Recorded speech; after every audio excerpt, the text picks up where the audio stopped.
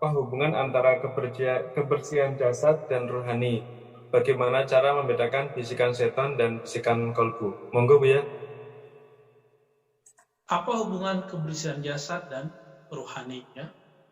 Jasad itu jika dia kotor, dia sangat berpengaruh kepada rohani. Apabila sholat tidak sah kecuali dengan membersihkan jasad, maka zikir, Quran tidak diterima di sisi Allah jika jasad tidak dibersihkan dari sesuatu yang haram. Maka teman-teman, kenapa kita wajib berzakat? Kenapa kita mesti bersedekah? Karena di dalam harta kita mungkin ada harta-harta yang syubhat, apalagi yang haram. Jika haram, kita sadar harus dikembalikan. Jika syubhat, maka mesti dizakatkan, disedekahkan. Nah, kenapa? Karena berpengaruh kepada tubuh. Dulu saya pernah bertugas di suatu instansi filantropis. Kita diberi dana jalan. Ya. Ketika dana di perjalanan ini lebih, saya kemudian sudah jalan lagi ke tempat yang lain, tapi saya belum melaporkan dana itu. Bercampurlah uangnya yang tidak banyak sebenarnya dengan uang pribadi saya sendiri. Apa yang terjadi? Di tengah jalan, di lapangan saya butuh jam. Saya belilah jam, tapi saya bingung ini uang dari mana. Padahal waktu itu asal punya jam, belum mengenal waktu itu merek-merek yang high class ya atau middle up gitu, saya belum kenal. Yang penting ada jam. Kita belilah jam, ternyata harganya cuma 250 atau 300 ribu. Apa yang terjadi? Setiap kali saya sholat, Allahu Akbar, pasti kepegang. Karena saya biasa naruh jam di sebelah kiri, kadang-kadang sebelah kanan. Karena terpegang, tangan itu berbicara, seakan-akan berbicara. Ini jam, duit siapa? Duit kamu atau duit kantor? Selalu begitu. Akhirnya selama saya sholat, dan itu selalu kita lawan. Ini duit saya sendiri, ini duit saya sendiri. Tapi kemudian dia ngomong, benarkah duit kamu? Jadi ternyata diri kita bisa dialog dengan diri kita sendiri. Benda-benda yang di tubuh ini bisa berkata-kata dengan makna dan isyarat. Walhasil seminggu kita melawan pikiran itu. Setiap saya sholat, saya tidak merasakan kenikmatan. Kenapa? Setiap takbir, di dalam diri ini berkelahi. Walhasil, setelah seminggu, saya kemudian berinisiatif, ya sudahlah, anggap saja saya membeli dengan duit sendiri, lalu duitnya kita kembalikan. 300 ribu saya kembalikan ke kantor. Apa yang terjadi? Sholat zuhur, saya nangis sholat.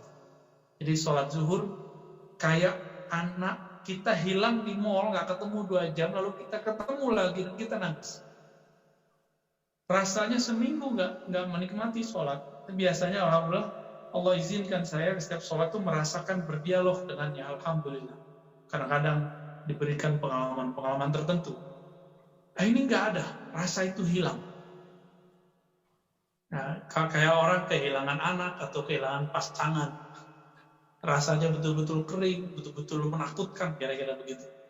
Maka saya buat kesimpulan, jika aku hanya mengambil 300 ribu, bagaimana jika mengambilnya 300 juta? Bagaimana jika 3M, 300M, 3 triliun, dan seterusnya. Saya nggak tahu apa yang dirasakan oleh orang-orang yang sudah memakan sesuatu yang tidak halal. Ya.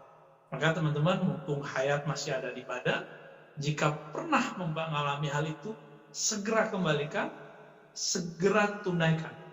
Ya. Jika syubhat, berbagi. Ya. Wallahu a'lam bishawab. Lalu bagaimana cara mendengarkan suara hati ini dari Allah atau dari syaitan? Suara hati yang dari Allah akan yuntij al-yaqin, akan melahirkan keyakinan. Karena Allah itu jika berkalam zahaqal batil, maka yang kebatilan akan hilang. Nurnya Allah ala nur, semua nur kalah.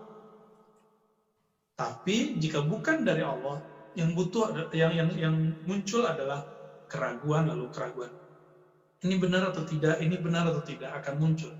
Dan yang kedua, jika bukan dari Allah, pasti muncul rasa ujub, rasa sombong, rasa takjub ke diri sendiri.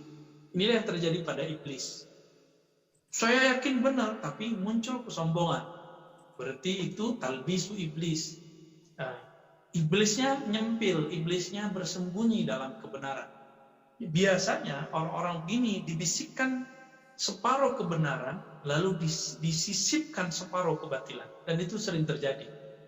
Ya, bahkan teman-teman dalam tradisi ulama-ulama ahli qalbu yang disebut dengan, teman-teman sudah hafal paling ya, syariat, tarekat, hakikat, ma'rifat. Yang murni kebenaran itu cuma ma'rifat, karena itu alam ruh. Sedangkan hakikat itu alam qalbu.